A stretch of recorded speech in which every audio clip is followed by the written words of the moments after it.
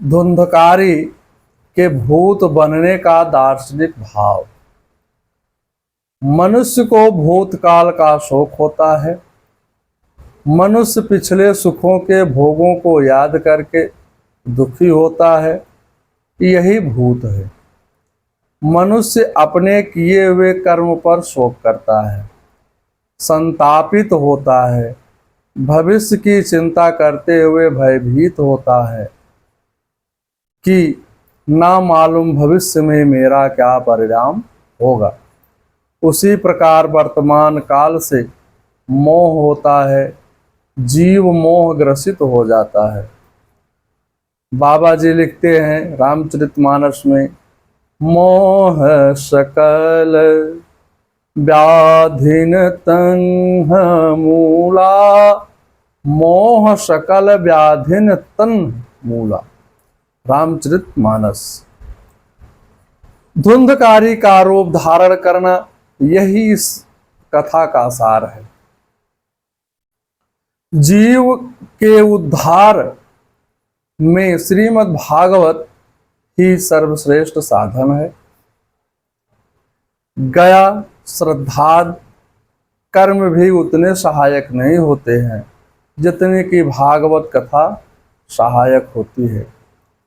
राम कथा मंदाकिनी चित्रकूट चित्तचार, बाबा जी रामचरितमानस में लिखे हैं।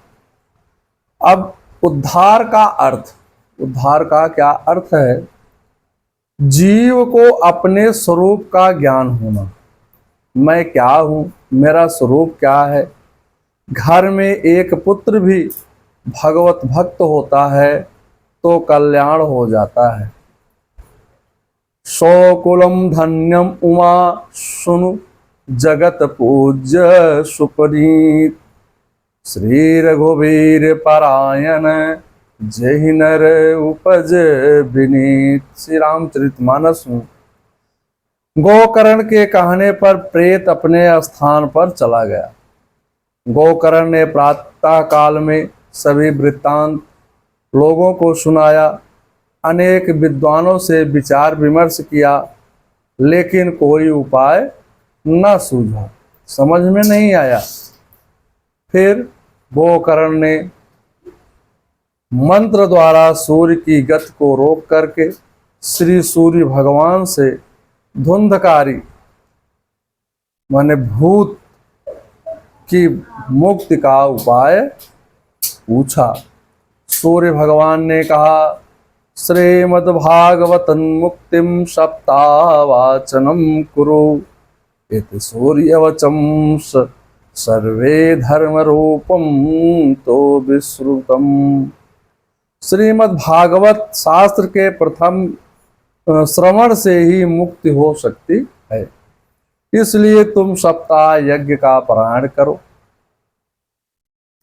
सूर्य देव के वचन सुनकर के गोकर्ण ने प्रसन्न होकर के सप्ताह वाचन का निश्चय किया। कथा श्रवण करने अनेक लोग एकत्रित हुए। प्रेत भी वहां पहुंचकर बैठने का स्थान ढूंढने लगा। वहां पर रखे 7 गांठ वाले बांस में घुसकर बैठ गया।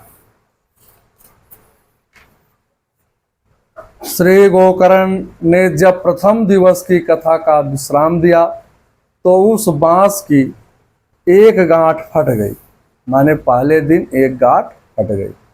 उसी प्रकार 7 दिनों में 7 गांठें फट गई। अंत में धुंधकारी का दिव्य रूप धारण कर प्रकट हो गया। उसका शरीर मेघ के समान श्याम पीतांबर एवं माला धारण कर सुशोभित हो रहा था। गोकर्ण को प्रणाम कर बोला, हे भैया, तुमने मेरा उद्धार कर दिया है। प्रेत बाधा दूर करने वाली भागवत कथा धन्य है।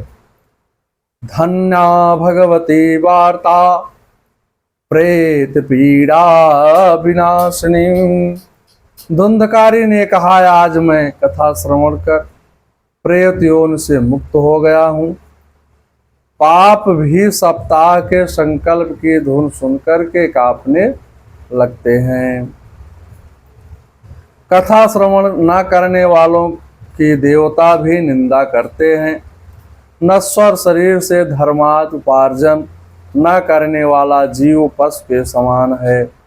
धुंधकारी बांस अर्थात वासनाओं में रहता था।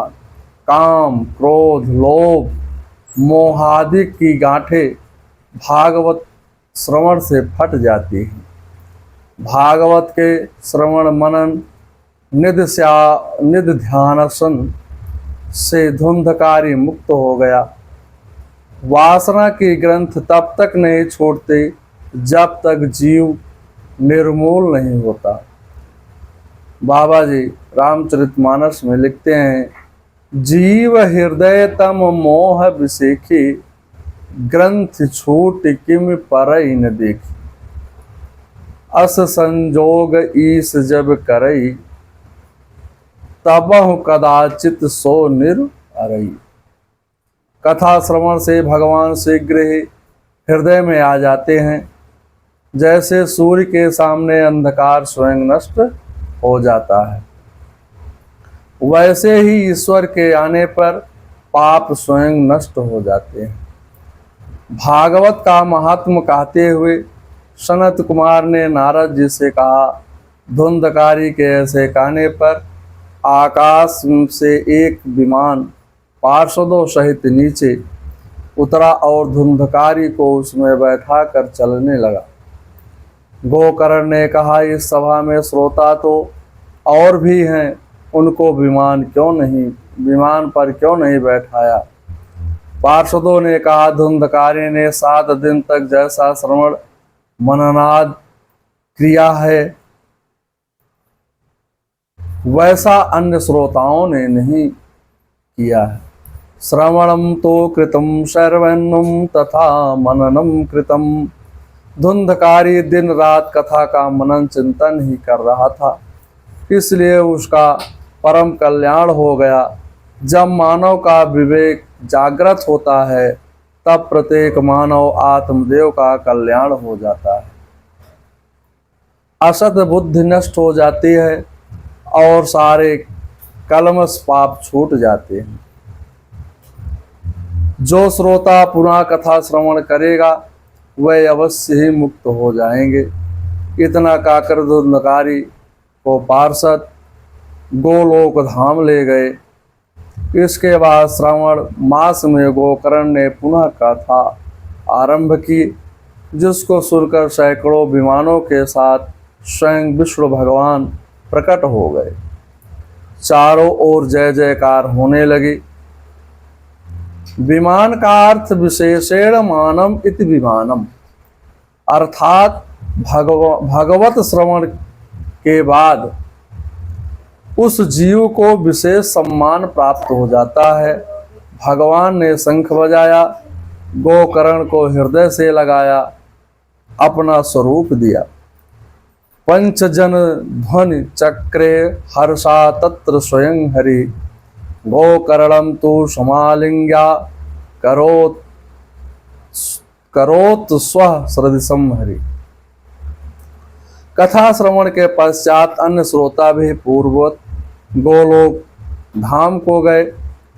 एकाग्रचित से एक पद भी जिसने सुन लिया उसे फिर माता के गर्भ में नहीं जाना पड़ता। कठोर तप करके भी जो गति नहीं मिलती वह कथा श्रवण से प्राप्त हो जाती है। शांडिल्य ऋषि चित्रकूट में इस कथा को पढ़कर परम आनंद में निमग्न रहते थे। इसके पढ़ने सुनने से पाप रास भस्म हो जाती थी, पितरों को शांति मिलती थी। नित्य भागवत पाठ से पुनर्जन्म नहीं होता, अर्थात मोक्ष को प्राप्त हो जाता है। श्राद्धे प्रयुक्तम पितृतृप्ति महामहेत्रम, सोपाठम पुनरंभवम चा। पद्य पुराण अंतर्गत श्री भागवत महात्म का 5वां अध्याय समाप्त हुआ।